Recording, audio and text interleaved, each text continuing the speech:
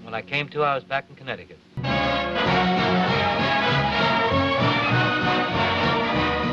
A Connecticut Yankee is still a joy to watch today, with lots of humour, a good plot, lovely music to fill out its 107-minute running time. Rhonda Fleming said it was the most treasured memory of her Hollywood career, and the film itself made a good profit for the studio when released. Next up for Bing, it was Off to Ireland, well, at least in the movies. Though not well remembered today, top of the morning, Team Bing up again for the third and final time with Barry Fitzgerald as they head off on a search to find the stolen Blarney Stone. And the tap of the morning too, when you're strolling down the bowring, that means the lane, a friendly brook will sing you this sweet refrain. Cade me la fouch and slanch it to you, and the tap of the morning dew. Co-produced by Bing Crosby Enterprises and Paramount Pictures, Top of the Morning has been playing the part of an insurance agent called Joe Mulqueen, who's sent on an assignment to Ireland to investigate the theft of the famous Blarney Stone. What's on your mind, Chief? Another big theft. Yeah? How well do you get along with the Irish? Well, I root for Notre Dame regularly. Why? Because in 2 hours you take a plane out of here for Ireland. Well, why pick on me? What do I know about Ireland? Your mother came from there, didn't she? That's no advantage. The only other guy we've got is Manny Epstein. That's no advantage either. So you're elected. Here, take on the dope. Well, thank you. Nice ride. Once there, he casually pokes around the local town in hopes of picking up some information, but is instead arrested by the local police chief and his deputy, played by Barry Fitzgerald and Hume Cronin. Now, we'll give you one more chance. What are you doing in the town? I told you I was painting. But if you're going to run your jail this way, I'm going to take my business someplace else. All right, you boy, knock 'em up. Lock me up? On what charge? Vagrancy's enough. Add to that trespassing on private property. Ah, Bryony, that's a gigantic reply. I didn't think it was so big. As beautiful Kitty one morning was tripping with a pitcher of milk from the fair of Coleraine. When she saw me, she stumbled, the pitcher it tumbled, and all the sweet buttermilk spilled on the plain. 'Twas haymaking season, I can't tell the reason. Misfortunes will never come single, 'tis plain.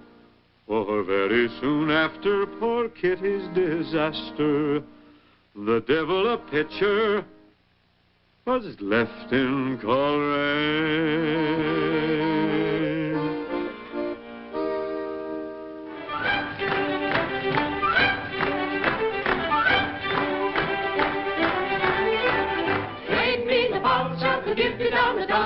Upon release, Bing focuses his attention on the police chief's daughter, played by Anne Blythe, and romances her in the traditional Irish way, with a song, of course. Toast to Joe Mulqueen. How about a verse from Joe Mulqueen? Yeah. As soon as e'er you lift the latch, the little ones are meeting you. As soon as you're beneath the thatch, oh, kindly looks are greeting you. Scarcely are you ready to be holding out the fist to them, when down by the fireside you're sitting in the midst of them. Oh, Cade me the pots and the give you down the Donovans, the cheery as the springtime, as Irish as the Carnivan. The wish of my heart is if ever I had anyone, that every lock that lightens light may light upon the Donovan. You're just loaded with natural appeal. How can you miss? Joe Mulqueen, what are you doing? Well, back home, they'd call this making a pitch. Could I ask you, back home, is there such a thing as a slow pitch?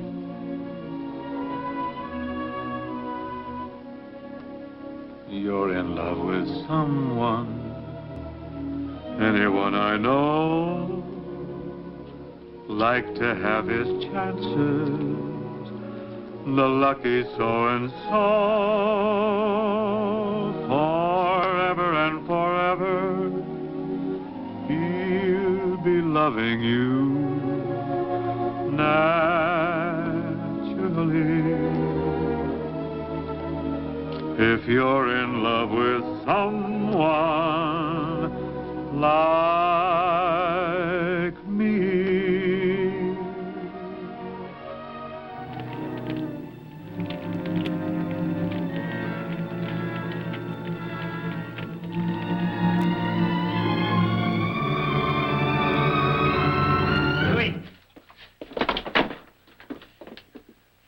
It's time to stop. Oh, Bryony. There's a few twists in the plot which keeps the story going, but it all ends up well with the Blarney Stone being found and Bing heading off with Anne Blythe. Come on, tell me quick like. Is that the Blarney Stone Bryony's sitting on? Huh? You've got the description. Come on, take a look, pal. That's it.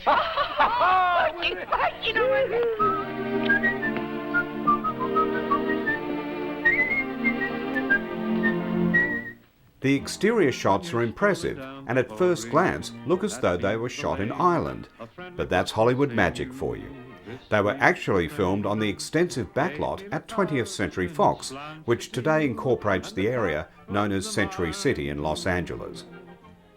Johnny Burke and Jimmy Van Heusen again supplied the new songs in the score, but it's also nice to hear some traditional Irish songs as well. When Irish eyes are smiling, sure it's like a morning spring, with a lilt of Irish laughter,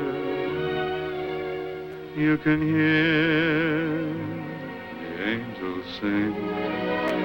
All in all, Top of the Morning is a fun and entertaining Crosby film that has until recently been locked away from public viewing until finding its way onto the US cable network in the past few years.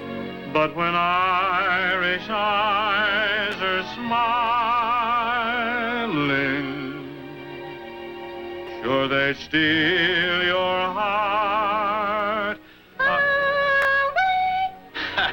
Thank you. I never could have made it. You know, I like Top of the Morning, and it's nice to see Bing and Barry Fitzgerald teamed up once again, and the other co-stars, Anne Blythe and Hume Cronin, all play their parts very well. Now, whilst filming Top of the Morning, Bing and Anne Blythe also appeared in a short film called The Road to Peace, which was produced by 20th Century Fox.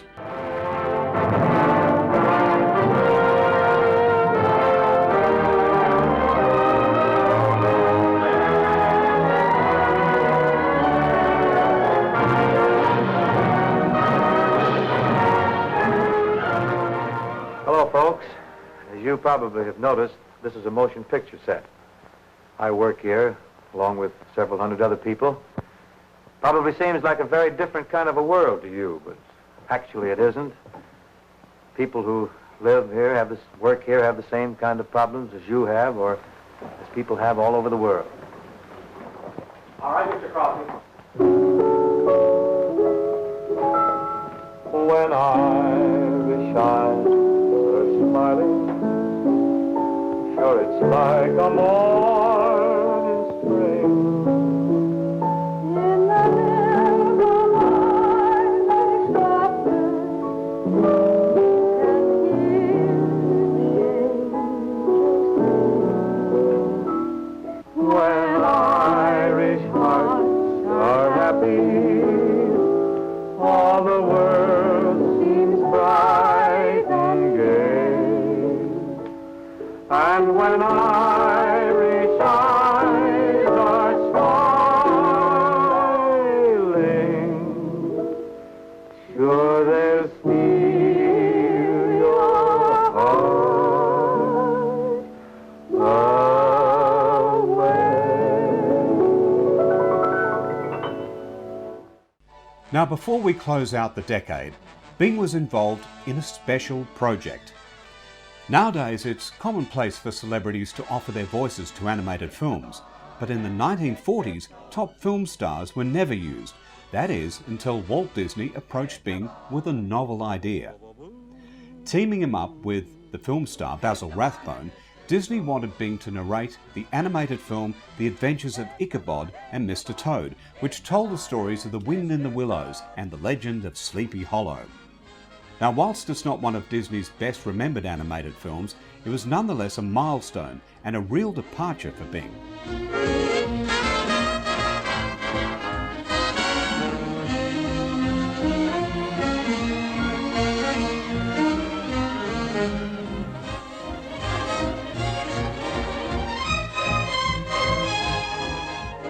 could but journey back to that remote period in American history when the city of Manhattan was but a market town, we would discover in the bosom of one of those spacious coves which indent the shores of the Hudson, the little village of Tarrytown.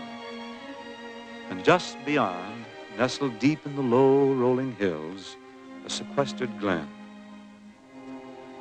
It's a quiet, peaceful place, and yet somehow foreboding. For it abounds in haunted spots, twilight tales, and local superstitions. The best-known story, however, concerns a certain itinerant schoolmaster who once frequented these parts. But of course, the good Dutch settlers refused to believe such nonsense, for they knew the schoolmaster had been spirited away by the headless horseman. With a hip, hip, and a clippity-clop, He's out looking for a head to swap, so don't try to figure out a plan. You can't reason with a headless man.